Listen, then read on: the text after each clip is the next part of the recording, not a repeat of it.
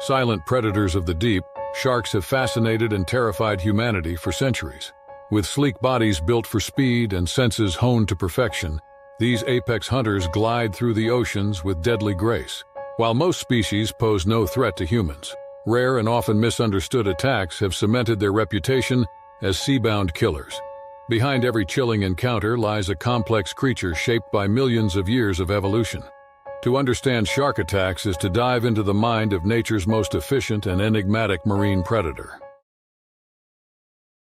The morning of May 1, 2025, began like any other day for the crew of the U.S. Navy's 19 BB barrier boat, the Boomin' Beaver. The waters off San Diego, California were calm, with gentle waves lapping against the hull as Lieutenant Commander Thaddeus Hawthorne, Petty Officer Zachariah Montgomery, and Seaman Quentin Valderrama conducted their routine patrol. Their mission was straightforward: maintain the port security boom protecting a larger Navy vessel anchored further out. San Diego Bay had long served as a critical naval installation, housing a significant portion of the U.S. Pacific Fleet since World War II. The security protocols had evolved over decades, with barrier boats like the Boomin' Beaver serving as the first line of defense against unauthorized watercraft. What no one had anticipated was nature presenting its threat. At 0937 hours, as Lieutenant Commander Hawthorne was documenting their morning rounds, Seaman Valderrama spotted an unusual disturbance in the water approximately 50 yards from their position. The disturbance rapidly approached their vessel, a massive dorsal fin cutting through the surface with alarming speed. Before any of the crew could react, a great white shark, estimated later at 20 feet in length, rammed the vessel with extraordinary force. The impact threw all three men to the ground. Petty Officer Montgomery later reported that the collision felt like they had struck a concrete pier at full speed. The shark's powerful body cracked the hull below the waterline, and water began flooding the small craft immediately. The Boomin' Beaver, despite being constructed to withstand rough seas, was not designed to endure such a direct and forceful attack. As the boat began listing to port, Lieutenant Commander Hawthorne radioed for emergency assistance, while Valderrama and Montgomery attempted to deploy the emergency flotation devices. The shark, seemingly agitated by the engine noise and vibrations, circled back and made a second pass at the rapidly sinking vessel. This time, the predator's attention focused on Seaman Valderrama, who was leaning over the gunwale to deploy a life raft. The shark lunged partially out of the water, its massive jaws clamping down on Valderrama's left leg. His screams alerted Montgomery, who immediately grabbed a nearby boat hook and began striking the shark's sensitive snout and gills. After several frantic moments, the shark released its grip and retreated into deeper water. Valderrama collapsed on the deck, blood pooling around him as Hawthorne rushed to apply a tourniquet using his belt. The young seaman's tibia was exposed with significant tissue damage to his calf and thigh, but remarkably no major arteries had been severed. Within 4 minutes, the Boomin' Beaver had taken on too much water to remain afloat. As it slipped beneath the surface, the three men abandoned ship, with Montgomery and Hawthorne supporting the injured Valderrama between them. They clung to the deployed life raft, Hawthorne maintaining pressure on Valderrama's wound, while Montgomery kept watch for the shark's return. The USS Steadfast, a nearby patrol vessel that had received their distress call, arrived 8 minutes later. Medical corpsman Eliana Fitzpatrick immediately began treating Valderrama's wounds while the rest of the crew scanned the waters, concerned about the shark's continued presence in the area. All three crew members survived the ordeal, though Seaman Valderrama required emergency surgery at Naval Medical Center San Diego and faced months of physical therapy. Marine biologists from the Institute of Oceanography were called in to consult on the incident and theorized that the shark may have mistaken the boat's hull vibrations for those of a distressed marine mammal, triggering its predatory response. In the aftermath, Admiral Victoria Westbrook ordered a comprehensive review of port security protocols in regions known for shark activity. New sonar equipment designed to detect and deter large marine predators was installed on all barrier boats operating in the area. The incident was classified as a highly unusual natural encounter, rather than an attack, as biologists emphasized that sharks rarely display such behavior toward watercraft. Lieutenant Commander Hawthorne later received a commendation for his quick thinking and leadership during the crisis. At the same time, Petty Officer Montgomery was awarded the Navy and Marine Corps Medal for his actions in defending Valderrama from the shark. The Boomin Beaver was eventually recovered from the seafloor, its damaged hull providing valuable insights into the force exerted by the Great White during its unusual attack. The vessel now resides at the Naval History and Heritage Command in Washington, D.C., serving as a reminder of the unpredictable challenges faced by those who serve at sea. For Seaman Valderrama, the encounter left both physical and psychological scars, but he expressed determination to return to active duty following his recovery. His experience became an essential component of naval survival training, emphasizing preparedness for even the most unlikely maritime emergencies. The sun blazed mercilessly over the turquoise waters of the Florida Keys in August 2023. Walter "Walt" Pritchett, a weathered fishing guide with 43 years of experience navigating these waters, prepared for his final charter before retirement. At 67, Walt's sun-leathered skin told stories of countless days spent on the water, teaching visitors the art of patience and respect for the sea. Key West had transformed dramatically since Walt began his career in the early 1980s. Once a quirky haven for artists and fishermen, it had evolved into a playground for the wealthy. The quaint harbor where Walt docked his vessel, the Marlin Dancer, was now flanked by luxury yachts and upscale seafood restaurants. On that particular morning, Walt welcomed aboard his final clients. Maxwell Thornwood, a 52-year-old hedge fund executive from Manhattan, and his 16-year-old son, Elliot. Maxwell had booked the premium full-day package, making it clear via email that he expected results. Trophy fish that would make for impressive social media content. From the moment they boarded, tension was palpable. Maxwell dominated the conversation with tales of his previous fishing conquests, interrupting Walt's safety briefing several times to check work emails. Elliot, meanwhile, remained silent, his body language screaming disinterest as he avoided eye contact with both his father and Walt. As the Marlin Dancer cut through the water toward Walt's favorite reef spot, the veteran guide observed the strained dynamic between father and son. Maxwell repeatedly attempted to engage Elliot in conversation about fishing techniques, only to be met with monosyllabic responses. The boy's eyes remained fixed on the horizon, his shoulders hunched. After 2 hours of minimal success with conventional fishing, just a few modest yellowtail snappers, Maxwell's patience visibly thinned. When Walt suggested they might have better luck at another location, Maxwell instead proposed trying freediving near the reef. Despite this deviation from the planned excursion, Walt agreed, hoping the change might lift the increasingly tense atmosphere. Walt anchored near the reef and provided clear instructions about safety protocols, emphasizing that all bait should be secured on the boat to avoid attracting predators. Both Thornwoods nodded in acknowledgement, though Walt noticed Maxwell's attention was divided between the briefing and filming everything with his waterproof camera. While Walt prepared the diving gear, Maxwell surreptitiously emptied the remaining contents of their bait bucket into the water several yards from the boat. His intention, as he later admitted to authorities, was to attract more fish to create a more impressive backdrop for their underwater footage. 20 minutes later, all three were exploring the vibrant reef ecosystem. Walt kept a watchful eye on Elliot, who had finally shown a spark of genuine interest in the colorful fish darting through the coral. Maxwell orbited nearby, camera extended, directing his son to swim closer to a school of sergeant majors. The bull shark appeared without warning. Later, marine biologists determined that the 9-foot predator had been drawn by the chum slick that had drifted with the current toward their diving location. Elliot, separated slightly from the others, became the target. The shark struck with explosive force, its powerful jaws clamping onto the teenager's right thigh. The water erupted in chaos and clouds of blood. Maxwell froze in horror, camera still extended, as his son thrashed in the water. Walt reacted with the instinctive speed of someone who had respected the sea's dangers for decades. He propelled himself toward Elliot, jabbing his dive knife toward the shark's sensitive gills. The predator released its grip and circled away. Struggling against the current and Elliot's increasing limpness, Walt managed to haul the severely injured teenager back to the boat. Maxwell followed behind, pale and trembling. Once aboard, Walt applied pressure to the wound with towels while instructing Maxwell to radio for emergency assistance. The Coast Guard helicopter arrived 17 minutes later. During that time, Walt used his emergency medical training to create a makeshift tourniquet and keep Elliot conscious by talking to him continuously about the marine life they had observed earlier. The boy had lost significant blood, but Walt's quick actions had stemmed the worst of the bleeding. As paramedics transferred Elliot to a backboard, Maxwell finally broke his shocked silence, admitting to Walt that he had dumped the bait. The veteran guide said nothing, focusing instead on providing the Coast Guard with details of the attack and Elliot's condition.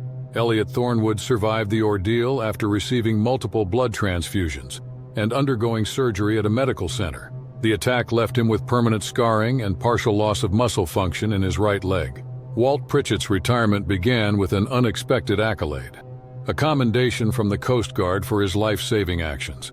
Local papers featured stories about the incident, with headlines dubbing him the hero of the last charter. 6 months later, Walt received a handwritten letter from Elliot, explaining that the teenager had developed a genuine interest in marine conservation following his recovery. Maxwell had also enclosed a note, expressing profound gratitude and acknowledging the harsh lesson in humility he had received. For Walt, the dramatic conclusion to his career reinforced what he had always tried to impart to his clients. The ocean demanded respect, not conquest. As he told the reporter from the Key West Citizen, the sea always had the final word. The story of the last charter became legend among the Keys fishing community, a reminder that even on familiar waters, nature remained wonderfully, terrifyingly wild. The rugged coastline of Mendocino County, California, had always held a special significance for Claire Abernathy. In September 2022, the 28-year-old marine biologist returned to Navarro Point, a secluded beach approximately 3 hours north of San Francisco. This wasn't just any beach. It was the last place she'd surfed with her brother Michael before his sudden death from an aneurysm 2 years prior. Navarro Point had remained relatively untouched by commercial development, with its dramatic cliffs and pebbly shore accessible only via a narrow, winding trail through dense coastal vegetation. The area was known among locals for its challenging surf conditions and spectacular biodiversity, factors that had initially drawn the Abernathy siblings there during their college years. Claire had spent the past 18 months buried in research at the Monterey Bay Aquarium, studying the migration patterns of northern elephant seals. The demanding project had left her mentally and physically exhausted, with colleagues noting her increasing withdrawal and distraction. Her supervisor had finally insisted that she take an extended leave, suggesting she use the time to process her grief properly. The small cabin Claire rented overlooked the Pacific, providing a panoramic view of the coastline she intended to reconnect with. She'd arrived late the previous evening, unpacking only her wetsuit and her brother's surfboard, a 7-foot thruster he'd custom-ordered from a local shaper in Santa Cruz. Using his board was part of Claire's healing process, a way to feel close to him again. What Claire didn't know was that unusual weather patterns had affected the marine ecosystem along the northern California coast that season. Warmer currents had pushed seal populations closer to shore, and with them came their predators. Local surf shops had reported an increase in shark sightings in the area and posted warnings at the more popular beaches. But Navarro Point, with its isolated location and minimal foot traffic, hadn't received such notices. Dawn on September 17th brought with it a dense coastal fog that shrouded the beach in misty silence. Claire zipped up her wetsuit and made her way down to the shore at 6:15 a.m., carrying Michael's board under her arm. No other cars were parked at the small pullout above the trail. She had the beach entirely to herself. The water temperature registered at a brisk 54 degrees as Claire paddled out beyond the break line. She felt a momentary pang of anxiety as the shore disappeared behind the curtain of fog, but the rhythmic motion of paddling soon lulled her into a meditative state. For the first time in months, thoughts of research deadlines and funding applications faded from her mind. Approximately 200 yards offshore, Claire straddled the board, watching as the gray shapes of waves formed and dissolved in the fog. The ocean surface was glassy between sets, reflecting the pearl-colored sky. She closed her eyes briefly, imagining Michael beside her, pointing out the best approaching wave as he'd done countless times before. The great white shark approached from directly beneath, drawn by the silhouette of the surfboard against the lightening sky, a shape remarkably similar to its preferred prey, the harbor seal. At 21 feet, the mature female was one of the largest specimens in the region's coastal waters. The strike came without warning. The massive predator breached from below with such force that Claire was launched several feet into the air as powerful jaws clamped onto the board. The impact snapped the fiberglass craft in half, and as Claire crashed back into the water, the shark's teeth raked across her left thigh, tearing through wetsuit and flesh. The initial shock prevented Claire from feeling pain. As she surfaced, gasping for air, her scientific mind processed what had happened with strange clarity. The water around her turned crimson as she treaded water, looking desperately for the remains of the board. A large section floated approximately 10 feet away. Fighting against the increasing pain and her waterlogged wetsuit, Claire managed to reach the fragment. Her training kicked in as she assessed her injury, a deep laceration running from mid-thigh to knee, bleeding profusely. Using the leg rope from the broken board, she fashioned a makeshift tourniquet above the wound, her hands slipping on the neoprene as blood loss made her movements increasingly uncoordinated. The fog complicated her orientation, but Claire determined the direction of shore by the faint sound of breaking waves. She began the arduous process of paddling one arm toward land, using the board fragment for buoyancy while keeping her injured leg relatively still. Every few minutes, she scanned the water around her, expecting the shark to return and complete its attack. 80 excruciating minutes later, Claire felt her hands scrape against sand as she reached the shallows. By this point, hypothermia had set in, and her vision had tunneled as she dragged herself onto the beach. Consciousness faded as she collapsed on the wet sand, her body no longer responding to her desperate commands to move further inland. Retired paramedic Desmond Wakefield had started his morning beach walk earlier than usual, hoping to photograph shorebirds in the morning fog. Instead, he discovered Claire's unconscious form at the water's edge. His emergency medical training immediately took over as he used his jacket to reinforce her makeshift tourniquet and his cell phone to call for emergency services.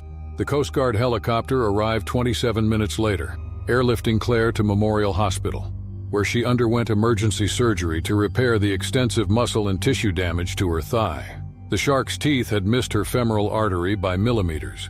During her lengthy recovery, Claire collaborated with researchers from the California Fish and Wildlife Authority to document her encounter. The attack was classified as a case of mistaken identity, with the shark likely confusing her silhouette for that of a seal, a common factor in rare instances of shark attacks along the Pacific coast. 3 months later, with a pronounced limp but determination in her stride, Claire returned to Navarro Point. This time, she didn't bring a surfboard. Instead, she carried a small wooden box containing Michael's ashes. Standing at the edge of the water where both ocean and tragedy had nearly claimed her, Claire scattered the ashes into the sea her brother had loved so dearly. She no longer feared the water that connected them. The ocean had taken much from her, but it had also given her a clarity that no research project could provide. The waters between the islands of Moorea and Tahiti had been sacred to Polynesian navigators for centuries. Since time immemorial, these channels have witnessed the passage of Va'a, traditional outrigger canoes that embodied the seafaring heritage of the Pacific Islanders. In July 2018, these historic waters became the setting for the annual Tere Matai relay race, a celebration of cultural pride and athletic prowess that drew paddling clubs from across French Polynesia. Moorea, with its jagged volcanic peaks and translucent lagoons, had been a center for traditional Va'a racing since the 1970s. The island's relatively small population of just over 16,000 residents had produced some of the region's most accomplished paddlers, including Te Moana Kavakava, a 33-year-old construction worker whose reputation on the water had made him something of a local legend. Te Moana had begun paddling at age 7, following in the footsteps of his grandfather, who had once represented Tahiti in international competitions. By his early 30s, Te Moana had amassed an impressive collection of medals from competitions throughout the South Pacific. More importantly to him, he had instilled his passion for the sport in his 2 young daughters, who often watched from shore as their father's powerful strokes propelled his team forward.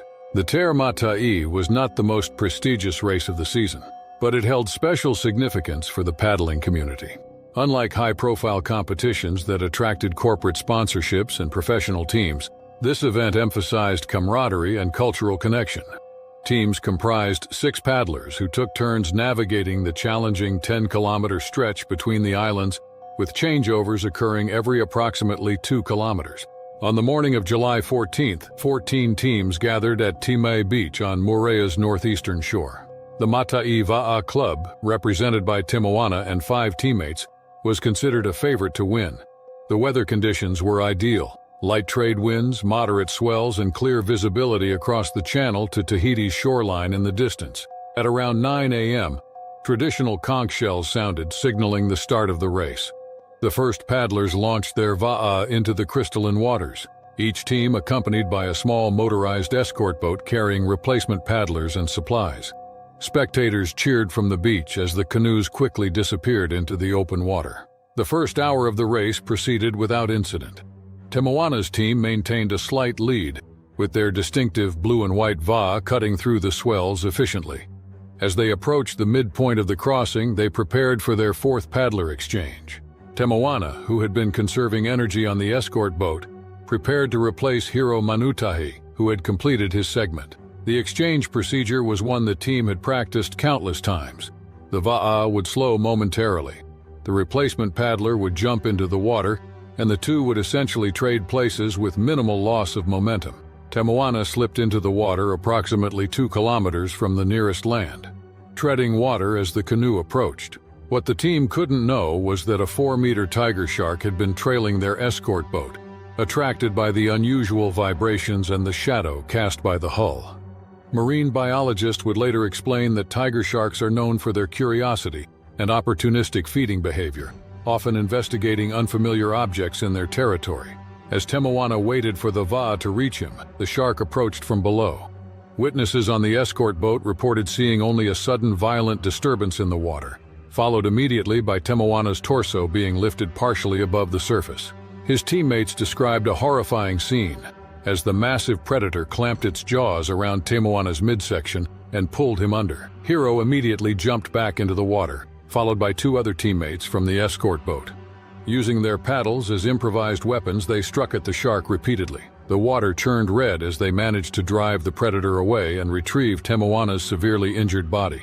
Frantic efforts to administer CPR began immediately aboard the escort boat, as the vessel's operator radioed for emergency assistance and sped toward Papit Harbor on the island of Tahiti. Despite the team's desperate attempts to stanch the catastrophic bleeding and maintain circulation, Te Moana Kavakava was pronounced dead upon reaching shore, his injuries too extensive for survival.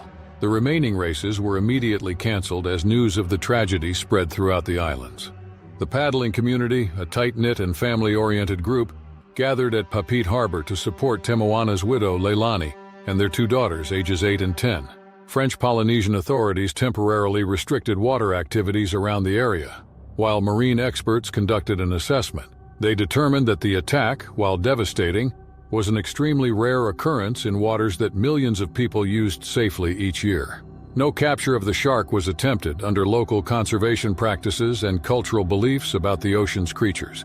3 days after the incident, in a powerful demonstration of resilience and respect for tradition, over 60 va'a from across the region converged on the site of the attack. Led by Te Moana's teammates and family members, the paddlers formed a massive circle on the water. Leilani and her daughters scattered red and white tiare flowers, Te Moana's favorite, on the gentle swells as traditional chanters offered ancient prayers to Tangaroa, the Polynesian god of the sea. Hiro Manutahi, who had been in the water alongside his friend during the attack, established a foundation in Te Moana's name to provide safety education and support for paddlers' families.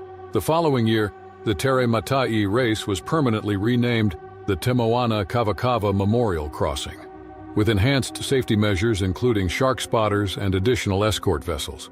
In the small community of Afariaitu on Moorea, where Te Moana had lived his entire life, a carved stone memorial was erected overlooking the sea. The inscription, written in both Tahitian and French, read simply, "He moved between 2 worlds with strength and grace. The ocean claims its own." The legacy of Te Moana Kavakava lived on through his daughters, both of whom eventually became accomplished paddlers in their own right, carrying forward the traditions their father had cherished so deeply. The crystal waters surrounding Catalina Island had long been a favored location for underwater photography. 26 miles off the coast of Southern California, the island's protected coves and remarkable visibility attracted filmmakers and photographers seeking to capture the Pacific's ethereal beauty. In June 2021, this picturesque setting became the backdrop for an incident that would reshape safety protocols in underwater commercial production. Avalon Bay, with its crescent harbor and historical significance as a playground for Hollywood celebrities since the 1920s, served as the primary filming location for Tide and Loom Apparel's latest marketing campaign. The luxury wetsuit brand had commissioned Spectraforge, a boutique advertising agency known for its stunning aquatic visuals, to create a series of advertisements highlighting their new high-performance line. 24-year-old director Jasper Whitley had been handpicked to helm the project. His first major commercial campaign after several award-winning short films caught the attention of industry veterans. Ambitious and eager to establish himself, Jasper had assembled a crew of 12, including underwater camera operators, safety personnel, and 3 professional freedivers who would model the wetsuits. Marcus Dela Cruz, a 51-year-old former Navy diver with 20 years of experience as a marine safety consultant, had initially expressed reservations about the production schedule. The tight filming window left little flexibility for changing conditions, and Jasper's shot list required complex underwater choreography that pushed the boundaries of even experienced divers' capabilities. The production's third day focused on capturing footage of the models performing balletic movements through sunbeams filtering down from the surface. The primary model, Naomi Kellerman, a champion freediver who could hold her breath for over 4 minutes, wore Tide and Loom's flagship titanium blue women's wetsuit, specially designed for extended deep-water dives. Pressure-mounted as representatives from Tide and Loom's marketing team arrived via water taxi to observe the day's shoot. Jasper, sensing the opportunity to impress the clients, pushed for increasingly dramatic shots. During a lunch break aboard the production's chartered vessel, the director quietly instructed one of the production assistants, Elias Pembroke, to prepare what he euphemistically called atmosphere enhancement, small pieces of yellowfin tuna meant to attract schools of fish that would create more visual interest in the background of their shots. Marcus, overhearing this instruction, immediately intervened. He explained that introducing any form of fish matter into the filming area could attract predators and pose an unnecessary risk to the models and crew. Jasper reluctantly agreed to abandon the idea, thanking Marcus for the safety reminder within earshot of the clients. However, as the afternoon progressed and light conditions reached their optimal state, Jasper grew increasingly frustrated with the lack of marine life in the frame. During an equipment check, he discreetly instructed Elias to proceed with the original plan, assuring him that the small amount of fish scraps would attract only harmless, smaller species. At approximately 3:47 p.m., as Naomi performed an elegant spiral descent about 15 feet below the surface, several silver fish appeared in the frame, darting around her form exactly as Jasper had envisioned. The director, monitoring the feed from the boat, enthusiastically directed the underwater camera operator to follow the increasingly dynamic scene. What no one immediately noticed was the sleek form approaching from deeper water. A short-fin mako shark, one of the fastest shark species in the ocean, had detected the scent of the fish scraps from a remarkable distance. Particularly active in the channel waters that season, the mako was drawn to the combination of the chum slick and the unusual movement patterns of the model. Naomi, focused on her performance and breathing technique, remained unaware of the approaching predator until it was just a few feet away. The shark, approximately 7 feet in length, initially circled with apparent curiosity. The underwater camera operator signaled danger, but in the critical moments that followed, Naomi's instinctive movement to swim toward the surface triggered the mako's predatory response. The shark lunged forward with explosive speed, latching onto Naomi's right forearm. The protective wetsuit material prevented some penetration, but the powerful jaws still inflicted significant lacerations. The water erupted in chaos, with bubbles and blood clouding visibility. Marcus, who had been monitoring from the boat, immediately recognized the emergency and dove in without hesitation. With remarkable composure, he approached the ongoing attack and executed the defensive maneuver he had taught in countless safety courses, a firm strike to the shark's sensitive gills. The mako, startled by the sudden intervention, released its grip and darted away into deeper water. Supporting the injured model, Marcus guided her to the surface, where the production crew quickly hauled them aboard. The vessel's medic, Vanessa Orozco, immediately applied pressure bandages to the wounds, while the captain radioed for emergency medical evacuation. Throughout the crisis, Naomi remained conscious, though in considerable shock, repeatedly asking if anyone had captured footage of the incident. A Los Angeles County lifeguard helicopter transported Naomi to a medical center, where she underwent surgery to repair tendon and muscle damage to her forearm. Though the injuries were serious, doctors assured her that with physical therapy, she could expect to regain approximately 90% of function in her hand and wrist. In the aftermath, Jasper Whitley faced significant professional consequences. Tide and Loom Apparel terminated its contract with Spectra Forge, and an investigation by the Screen Actors Guild Safety Committee resulted in a formal censure. The clandestine introduction of chum into an active filming location was deemed a reckless endangerment of cast and crew. Marcus Delacruz leveraged the incident to develop enhanced safety protocols for underwater productions, which major studios and production companies subsequently adopted. His quick action during the crisis earned him the Marine Safety Association's Valor Award the following year. The footage of the attack was never publicly released, sealed as evidence in the subsequent insurance investigation. However, Naomi Kellerman eventually incorporated her experience into advocacy work for both shark conservation and improved safety standards in underwater filming. In interviews, she consistently emphasized that the incident was caused by human error, not aggressive behavior inherent to the shark species. 6 months after the incident, Catalina Island's tourism board noticed an unexpected increase in visitors requesting information about shark sightings, a phenomenon they attributed to distorted accounts of the incident spreading through social media. In response, they launched an educational campaign highlighting the rarity of such encounters and the ecological importance of sharks in maintaining healthy marine ecosystems. For the production crew who witnessed the attack, the day served as a sobering reminder that natural environments demanded respect, not manipulation for aesthetic purposes. As Marcus often stated in the safety seminars he subsequently conducted, no shot, no matter how visually stunning, was worth the risk of injury or worse. Myrtle Beach, South Carolina had built its reputation as a family-friendly vacation destination over several decades of careful development. By 2019, the once modest beach town had transformed into a sprawling tourist hub, with its population of 35,000 residents, swelling to over 350,000 visitors during peak summer weekends. The annual 4th of July Sunfest celebration represented the pinnacle of this transformation, drawing crowds that packed the 14-mile stretch of sandy shoreline. For 19-year-old Danielle "Danny" Mercado, the holiday weekend marked her 3rd week as a trainee with the Myrtle Beach Ocean Rescue Division. A sophomore at a university in coastal Carolina studying marine science, Danny had grown up swimming competitively in her hometown of Charleston. The lifeguard position combined her love of the water with her desire to build practical experience related to her academic pursuits. The Ocean Rescue Division had expanded significantly in recent years, adapting to the growing popularity of the beach. Their operations now included 4 patrol boats that monitored the shoreline beyond the swimming areas, primarily watching for rip currents and distressed swimmers who might be carried beyond the flags marking safe zones. The holiday weekend warranted additional staffing, with Danny assigned to Shadow Veteran Lifeguard Supervisor Trevor Blackwell aboard Rescue Boat 2. Trevor, a 34-year-old former Coast Guard rescue swimmer with 11 seasons of lifeguarding experience, had developed a reputation for his calm demeanor during emergencies and thorough approach to training recruits. He had specifically requested Danny for the boat patrol after observing her exceptional swimming ability and quick decision-making during certification exercises.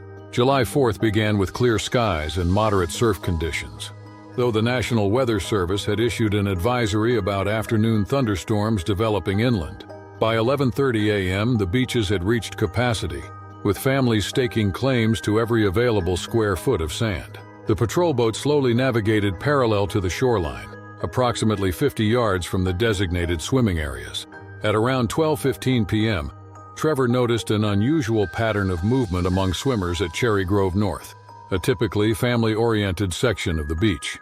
Through binoculars, he observed several people pointing at the water and rapidly moving toward shore. Immediately directing the boat toward the commotion, he instructed Danny to prepare for a potential water rescue.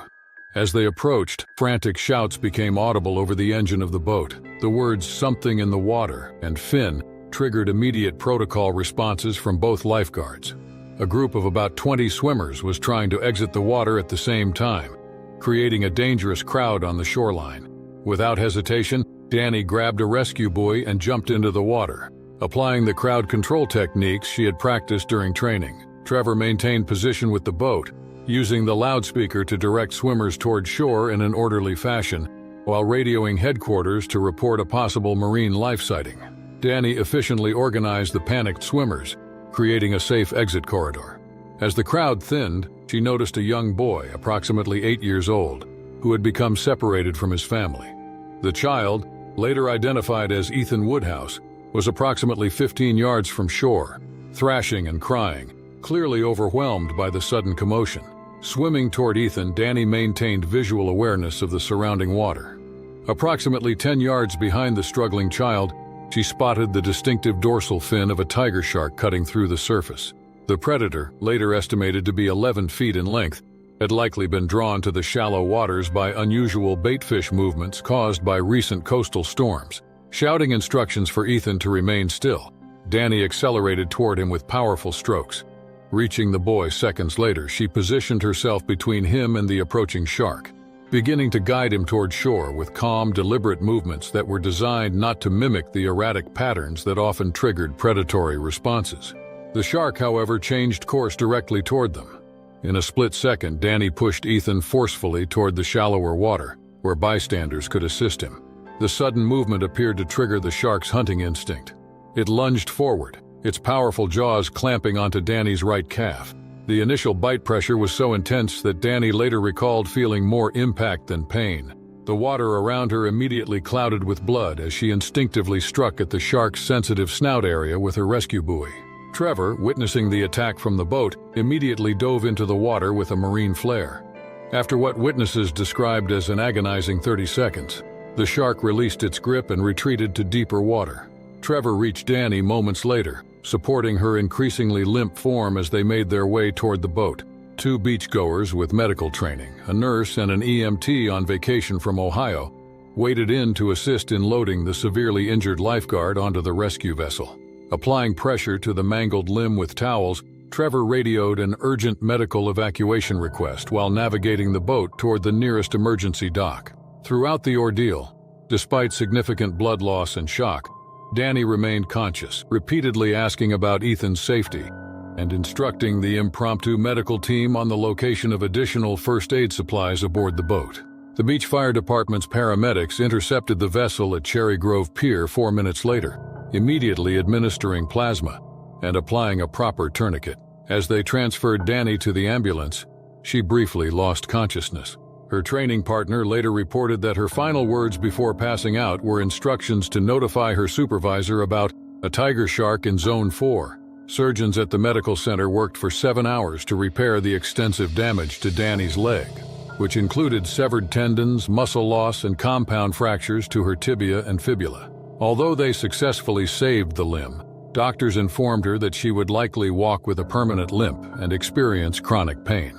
Ethan Woodhouse and his family visited Danny in the hospital 3 days after the incident, bringing hand-drawn cards and a stuffed shark toy that became something of a mascot during her extended recovery. The boy's father, a marine insurance adjuster, established a scholarship fund in Danny's name for students pursuing careers in emergency medical services. The city council unanimously voted to award Danny the key to the city, the youngest recipient in the municipality's history. During the ceremony, held 2 months after the attack when Danny could attend in a wheelchair, Mayor Nathaniel Harrison praised her extraordinary courage and devotion to duty that had saved a young visitor's life. Despite medical predictions that she might never swim competitively again, Danny returned to lifeguard training the following summer, not as a trainee, but as an instructor specializing in predator response protocols. Her case became required study material for ocean rescue teams along the eastern seaboard, emphasizing the importance of marine life awareness during water rescues. The tiger shark was never located, though increased conservation efforts and tracking programs were implemented in the region following the incident. Marine biologists noted that such encounters, while traumatic, remained extraordinarily rare, a statistical anomaly rather than a cause for widespread alarm.